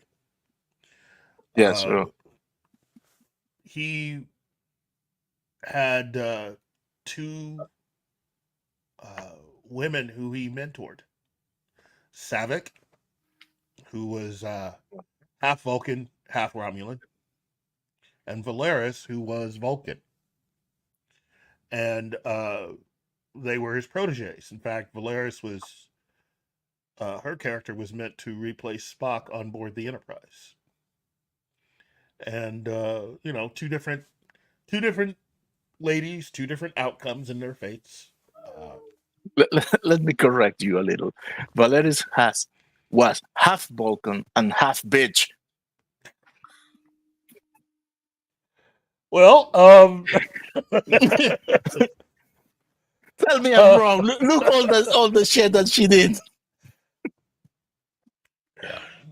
She thought she was doing the right thing. I'm not saying I agree with and it. that makes an excellent villain. I'm not saying I agree with her actions, but she thought she was doing the right thing. Yes. Saavik, on the other hand, was someone who truly was learning how to navigate everything. And she had her own difficulties because I think she was one of the few people that kind of knew what Spock was going through. And I think that's part of the reason why he was her mentor.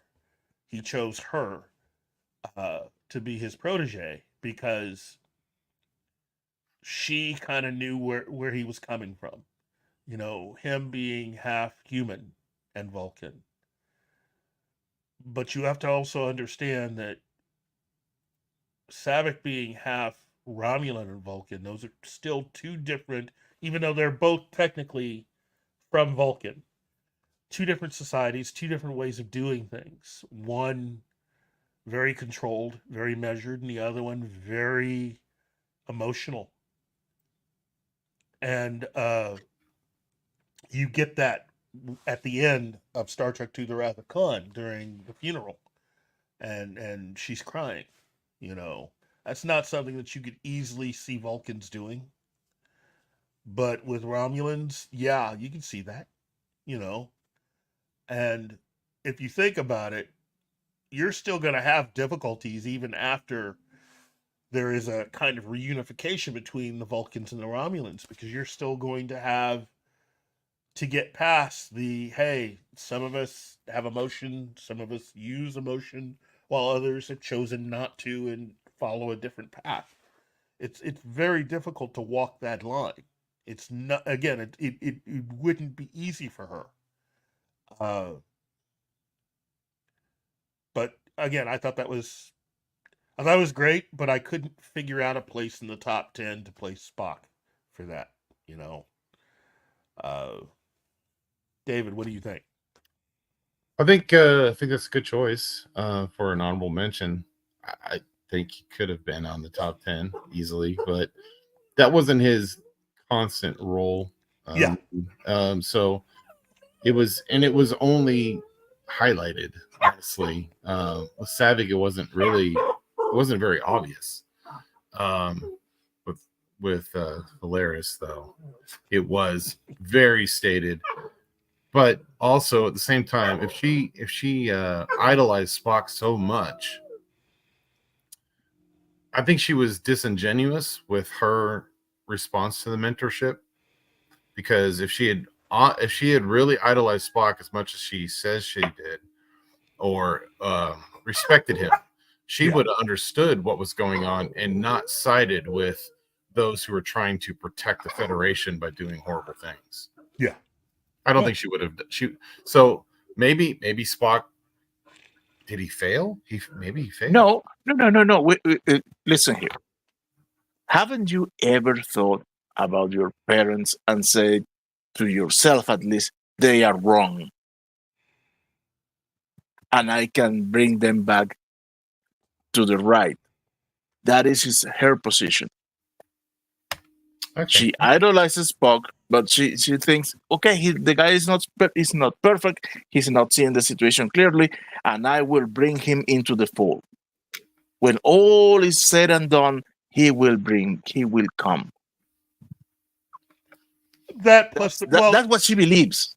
I think the other thing, though, that is missing from that about Valeris is that she was the first Vulcan to actually graduate from Starfleet Academy, because there had only been one before, and that was Spock. Yes. She's the first full Vulcan. Saavik is half Vulcan, half Romulan. And so I don't think Valeris would have gotten along with Saavik. But that um, there is a certain way of looking at things that Vulcans have. That what makes Spock different, first and foremost, is the fact that he went to Starfleet Academy rather than the Vulcan Science Institute. Uh, uh, that's a whole different way of thinking, because Vulcans would never really consider that. You know, I think Valeris thought that she was kind of paying homage to a lot of the stuff that Spock had done during the 5-year mission, the stuff that he'd become known for, which is just breaking the rules. You know, you have a different point of view, and there's the rules that they set up, and if you really want to prove what you want to do, you're going to have to break the rules to prove that you're right. And I think that's where she was going with that, and she misinterpreted, she misunderstood, because there is seemingly a way to do that I think she completely didn't understand, which is you can break rules without breaking moral codes, crossing lines. You know, you can have, you can disagree with things. You can even disagree with orders. But when you do that, you better make sure that you're 100% clear on what the consequences are. Because that's the other thing. Spock knew what the consequences were when he went down and got into the engine room to save everyone. You know, he did it without hesitation. And he did it because it needed to be done at that moment, and he was fulfilling his ultimate role really as the captain of the ship. You got to remember, during Wrath of Khan, technically he was the captain. Mm-hmm. So I think I really think that just Valeris misunderstood ultimately, you know. And he did try to explain it to her. Yes, he did. Because I don't think Valeris was the type of person to have too many friends. And it's not like I see her really having a human friend that was a lot like Kirk. You know?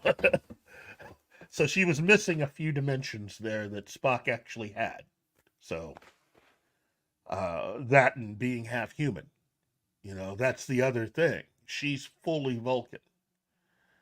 You know, there are still certain things about Spock that I think she probably would have had trouble with. I mean, understanding, you know. Okay, that takes us to number 1 on the list. And I struggled, but ultimately I had to be true to what I believed. So I chose Alfred Thaddeus Crane Pennyworth. I just think that out of everyone, he was the whole ball of wax for Bruce. Friend, mentor, father figure, and was his first teacher, you know, during really a very dark life. You know, Alfred had to really deal with this kid who just had such darkness. And if he didn't handle him right, there was always that possibility that he could end up doing something very horrible with his life that really would have been something that I think would have broke Alfred, given the fact that his parents trusted him to raise their son. So I chose Alfred as the number 1. David, what do you think? And you're muted. Okay. No longer. No, that's a good choice. I kind of felt the same way. I think the role is best acted and written whenever those aspects come out. Mm-hmm. The care you know, he's not just a butler. He's really Bruce's only family. Not even actually his real family, but the one that stepped in. And I mean, talk about loyalty. Mm-hmm. So the loyalty there alone is huge, because when, you know, Bruce's parents died, well, he could have just left and just been done with it and let other people raise him. Yeah. But he didn't. He stuck with him and became, you know, his best friend, his only family member, his father figure, his confidant. You know, he fulfilled all these roles. And it's kind of sad that Bruce only had the one person, but man, that showed for such a strong person. That's, yeah, I agree with that 100%. Well, he's also his model for how to be a parent. You know, whatever he was able, whatever positive stuff he showed towards Dick Grayson and really all the other kids that, you know, he's raised, he got the base model for understanding all of that from Alfred. You know, Martin, what do you think? Yeah, it's a very good first choice. But hearing that, now I think that Giles should be very close, like a number 2 or maybe a tie in the first spot, because there's a synergy between those characters. There's so much of Alfred in Giles, and there is so much of Giles in the new Alfred from Jeremy Irons. Yeah. Well, look. The mentor / warrior that we for the first time see. Yeah. Well, I mean, he's, again, you know, Alfred's really the one who saw all of that. He could have tried to put a stop to it, but I think Alfred understood that this is what Bruce felt he had to do. And he figured if he's going to go down this road, he's going to go with him. You know? Yeah, I think he thought, okay, it is either this or something much, much worse. Yeah. Well, my favorite episode of Batman animated series is the episode Over the Edge. And at the very beginning of that episode, where you see the Gotham Police Department break into Wayne Manor. And oh my God, look at freak this one. Wow. Thank you, Monkey. You know what? If you're looking at the rights of demons, ghouls, and vampires, then you have a case. But they are sentient beings. Yeah, but they are sentient beings that are feeding on humans. That's the difference. That's the difference. That's a little detail. Oh, a little detail. Wow. All this from the guy that was trying to tell me how bad Walter White was as a victim. And you're going to call that a... Okay. Those creatures, they are feeding on humans, but they are not their own kind. Walter White hurt his own kind. I'm not going to argue that. I'm not going to argue that part of it. I'm just saying, you know... You can't on the one hand the bad guy being a bad guy but doesn't make him a mentor. Yeah. Murder is murder. Okay, well, with that then, okay. It may be justified because it's self-defense and self-preservation. But you're still killing a sentient being. Oh. Okay. I'm not saying that they are justified in eating humans, although they have no other choice. Well, I think, as Buffy and her friends would say, there is a choice. There's always they can die. You know. It's just that you shouldn't be feeding on humans who don't want to be fed upon. You shouldn't be killing people that don't want to be killed. Hey, I don't know if you guys remember the episode where Buffy's in the graveyard and she has that whole conversation with the guy that just rose as a vampire. She knew him, and they had that whole conversation about that. Ultimately, though, he couldn't resist his new nature. So they kind of addressed it with that. It's like, no, they're bad to the bone, even when they don't have their soul anymore. So they're actively possessed by a demon. So yeah. Anyway, good point. I nerded again. No, sorry. That's what we're here for. That's all about who we are. Again, some people agree with the whole Alfred thing at the top at number 1, and some people don't. No, I do. Well, Mr. Okay, well, however, Mr. CCDV is responding. I don't understand. Well, stop. Oh, yeah. Well, look. Here's my thing. Again, you have all these different actors, as Wolverine 626 pointed out. Michael Caine, Sean Pertwee, Michael Goh. And for me, Jeremy Irons. Jeremy Irons. I like them all. Even Andy Serkis. Andy Serkis. Although, I stand behind what I say about that movie. I love Andy Serkis, but I stand behind what I say about that movie. Dumb 7. It's dumb 7. And his Alfred pretty much is just there to just yell at Bruce, or at least, that's all he does. Because that is a messed up movie. That movie just has a lot of problems. And again, got nothing against all the actors, but that movie has problems. I think it needs another 3 rewrites to have been good, in my opinion. So, okay. Well, hopefully everybody got something out of the list today. Wait.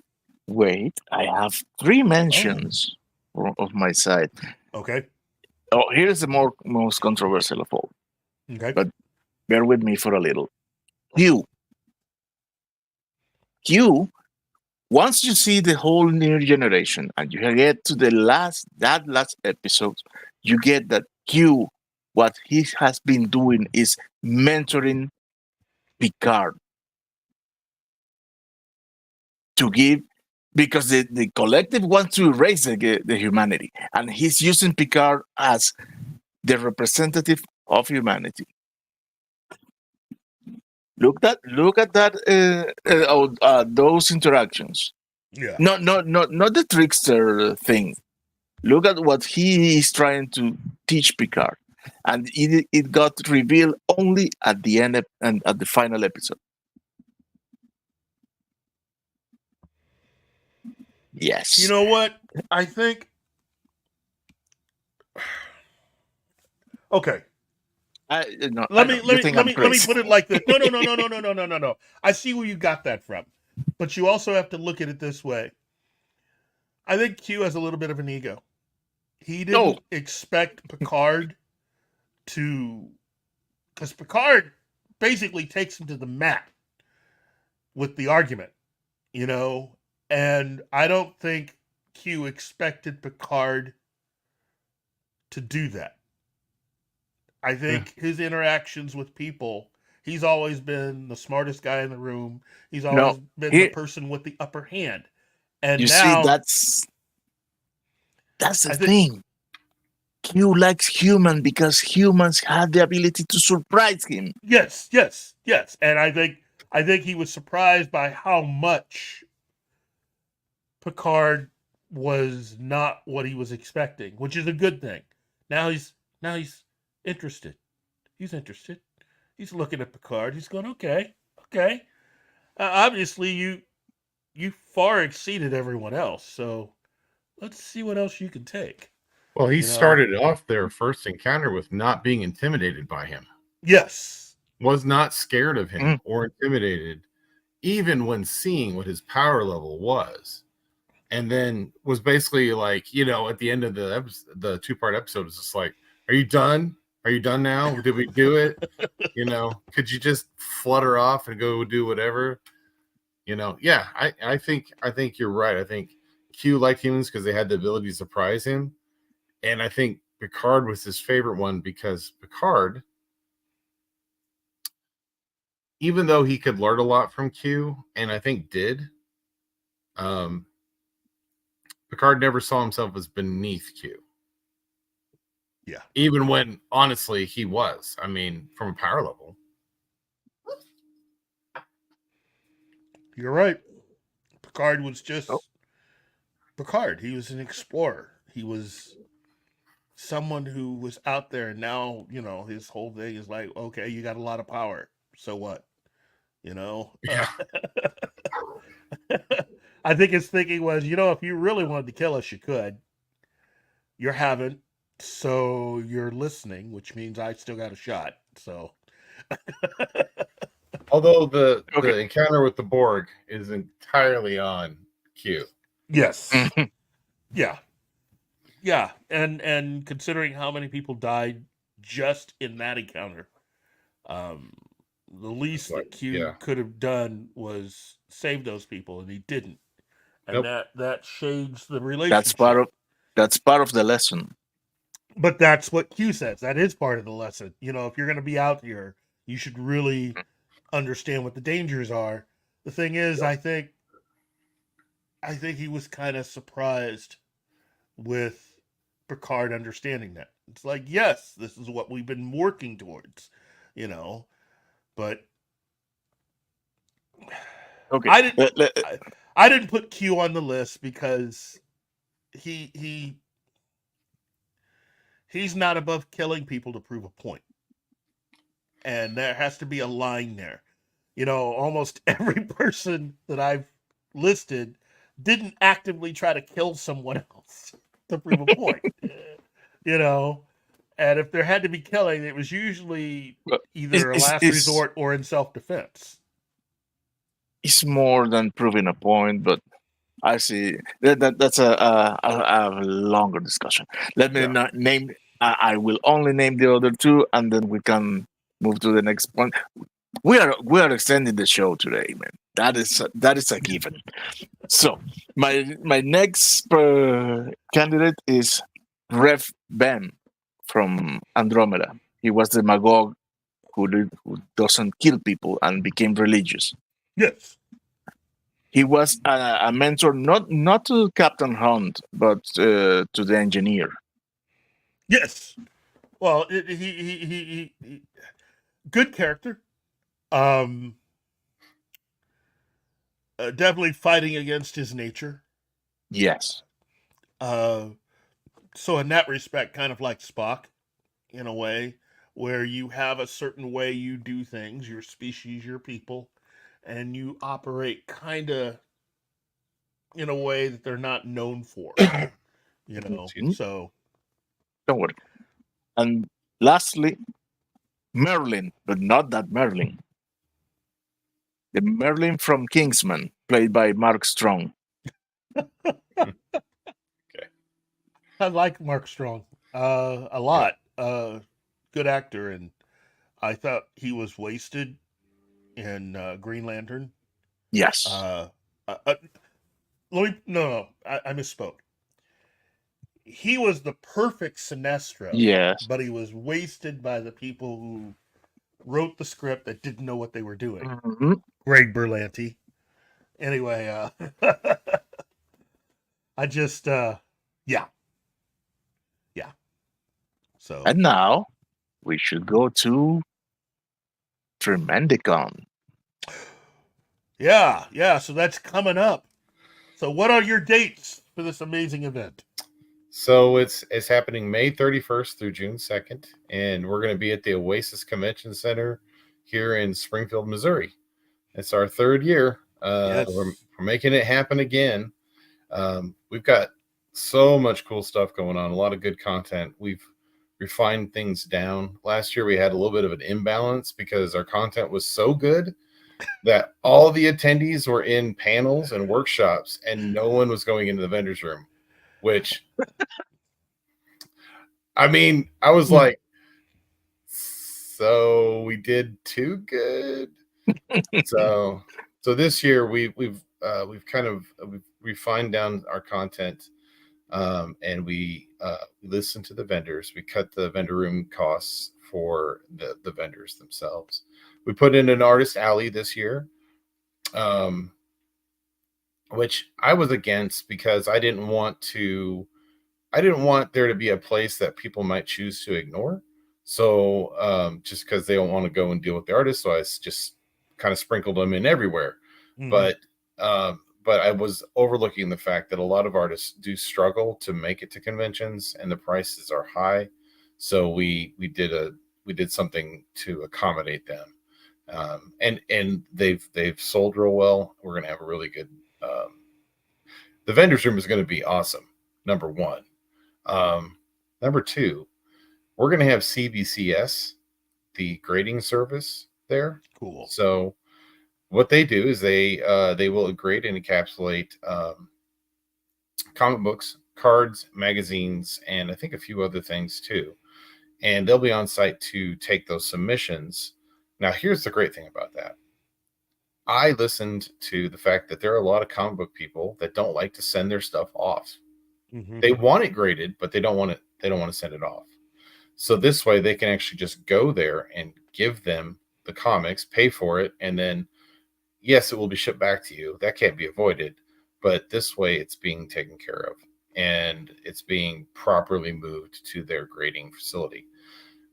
If you are a comic book hound and you're like, I don't care nothing about going to no convention, that's okay.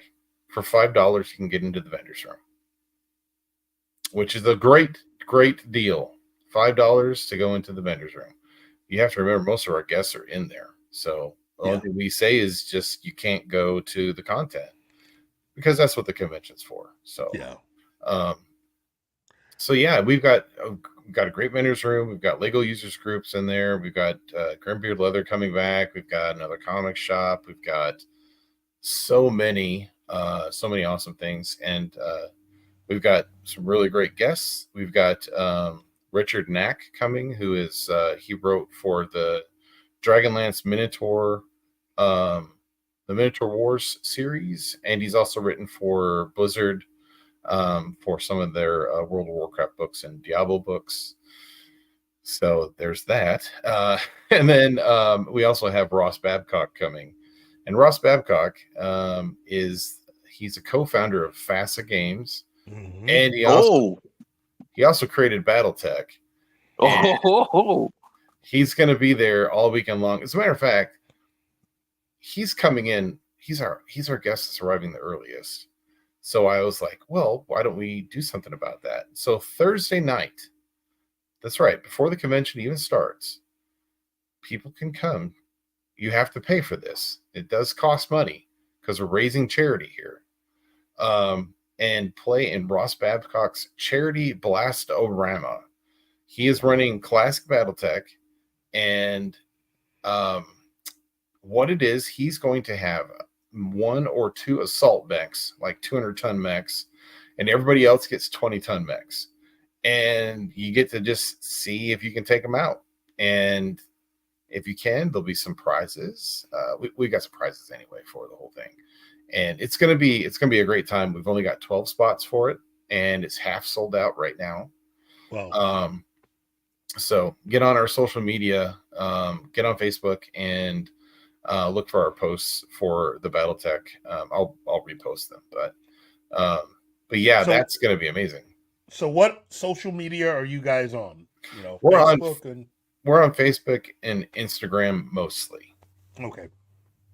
Can you please give me the handlers in the private chat so I can publish the addresses here in the show? Oh, yeah. He's wanting the we're gonna put that in the chat for everybody. That way they can. I was unable to join the chat, so if you want to put all that in there. Also, you can, if you also, put it on the private chat, I can. Yeah, you can put it in the private chat in this room, and then yeah. Okay. Also, what's your charity this year? So we actually have two. Cool. Well, technically three. So our main charity, where 80% of our profit goes to, is Ozarks Food Harvest. It's a really great charity. If you don't know about it, Ozarks Food Harvest, when you give them money to feed people, the hungry, you're not just working with Ozarks Food Harvest, because Ozark Food Harvest works with a whole bunch of other food pantries across the Ozarks. So yeah, that's a big deal, because every dollar that you spend is going out even further than what you think. And also they're very good at spending that money. I think their ratio is like every dollar is like worth $3 to $5 for them. Mm-hmm. So, you give them $100, you just fed like 600 people, I think is the ratio, something like that. Yeah. It's a lot. And we've done volunteering work, and I would encourage anybody who's interested in doing it to sign up to volunteer. You can do it on their website. But yeah, they're a huge deal for us. We also are spending 20% of our profit on back into the creative community through our contests. Mm-hmm. We just ran a photography contest, a short story contest, and an art contest. And you get a cash prize with that. Plus, you will have your stuff published in next year's convention guide. And then we also have a contest over the weekend. It's the White Box Board Game Design Challenge, where you can try to compete with other people to make a game during a very short period of time. And it has to be at some level of play. So now let me tell you about the successes that this convention has had. We had Wham Wham Game and Bearded Board Games at the convention last year. They're both game designers and publishers. The third place person in the game design challenge, his game got bought outright by Bearded Board Games. Wow. The other two are now working with Wham Wham Games to develop their game to be published. That's huge. Most game designers never even get near that. So again, pretty amazing stuff that we're doing. And then we're also doing, we've got this thing that we started last year called the IDA Project, where we've reached out to the community that the developmentally disabled community, and we are making it so that they can come to our convention. Because they don't have money, they don't have resources, they don't usually have transportation. So we have made it so that they can come to our convention very cheap. Mm-hmm. And if they don't have money, they should not feel like they shouldn't come. I'm just saying that. They should be there. And we even had some special stuff going on. We had vendors donate stuff to give them, so we want them to feel like they have the whole convention experience. Because believe it or not, they're part of this community. They always have been, and we should be welcoming them and making it easier for them to get here, because it is difficult. And so from that sprung up another organization called 417 Game Sidekicks, and they are working to get that community into more than just our convention. So yeah, we're spreading some good here. The word is out that, we want people to come to the convention. It doesn't matter, if you live in a group home, if you can get here, or just let us know that you want to come. We will try our best to get you here. We will be needing to grow this, obviously, since mm-hmm. It is still pretty small, but it's one of those things that, it's just like it's another labor of love for us. Just like we focus on the creators for our convention, this is us focusing on a part of our community that often gets overlooked. Wow. So, great job as always, my friend. I feel like I just said a lot. Hey, look, really, per an earlier question from Sci-Fi Mombi, let's see, press passes, do you guys offer those? And what is Yes. your regular admission price? And so that's it. Those are both very good questions.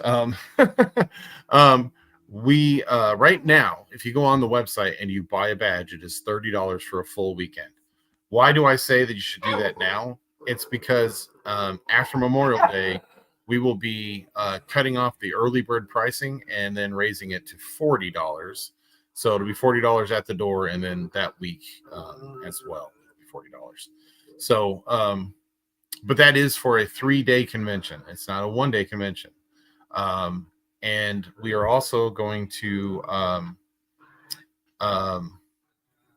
we have kids badges. We have Saturday only badges. Kids badges. If you have children and you're wondering should I bring them to the con, you absolutely should. We have a lot of stuff there for kids, and it's not a babysitting service, but there is a lot of track content for kids that weaves through our different tracks, which are writers, artists, game design, cosplay, makers, comic books, multimedia. We have tracks for all those things, and kids kind of get the best deal because their content goes through all of it. So they basically will be able to do all kinds of stuff there. Because I feel like kids need to get exposed to creativity. And I don't know that our schools are doing as good of a job as they used to. And so this is my way of saying, okay, well, come here, and this kid maybe wants to become a writer. Well, there's going to be writers here that specifically are here for them. So it will be able to show them, as a kid, what can you do to become a writer, or become an artist. Yeah. It's a good thing. And absolutely bring your children if you have them. And the children get them pretty cheap too. So it's like $15 from ages 6 to 12. And then if your child is younger than the age of 6, that's free. Cool. Fantastic. And I think Pop Culture Minefield's gonna have a table. So you are. I remember talking to this guy named Keith about it. And, well, we should be there, and so anybody that wants to come out and at least see me and talk to me or chastise me for my list, I'll be there. Listen, just thank you for joining us, David. Seriously. Absolutely. This has been fun. I think we should do this more often. When you have a chance. Until the Tremendicon's done, I don't have a more often time. I wish I did. Well, look, first 2 years were really fun, and it's looking like this is going to be more fun and good fun, positive fun for everybody. I can't say enough good things about you and everyone else that works at Tremendicon. You guys are doing an incredible job, and I'm just happy to be in any way a part of whatever you decide to do. So, thank you. Thanks. Thank you. I think we are going to start wrapping up the show here. So let me just thank the Fat Sticks, Connie Clary, Admiral Teague, Monkey Jeebus, Mr. CCDV, Deborah Cohen, Zax, Cams, Crash Courses, Awesome One, Lady Penny, Wolverine 626, Real Wade Nation, Anima Confusa, because she's like that, Tim, and Sci-Fi Mombi. Hopefully we got all your questions answered. But if you have any more, you can just write us either through Facebook, Instagram, You can even find us on Rumble. Like, share, subscribe on YouTube, and when you get a chance, check out all of that information for Tremendicon. I think it's going to be a really good weekend. So, for myself, David and Martin, everybody out there, have a nice day.